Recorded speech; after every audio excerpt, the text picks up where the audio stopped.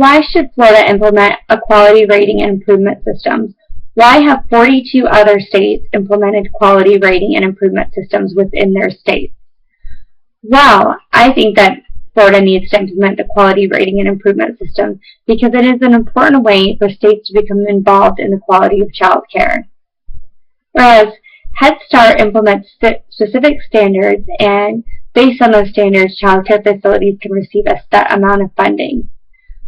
And quality rating and improvement systems allows for tier-based funding programs to be implemented.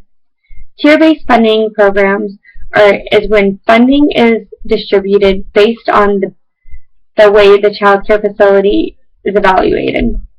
Child care facilities need to meet benchmarks and to show improvements in the specific areas in order to receive funding. And based on how well they do in these evaluations is based on how much funding they will receive. They can qualify for different subsidies, scholarships, and reimbursements based on these programs, based on these evaluations. And states can also tie this funding to Head Start.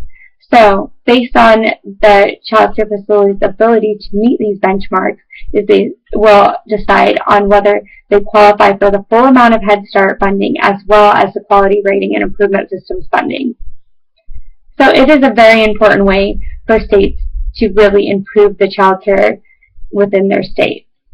It is also a great way for families to become involved in which facility they send their child to. Whereas before quality rating and improvement systems, families did not have a way to decide on what child care facility would be best for their child. With the rating system, families have a reliable way of choosing different child care facilities to send their children to. They can see whether the child care facility was rated poorly or whether they are meeting the benchmarks and more.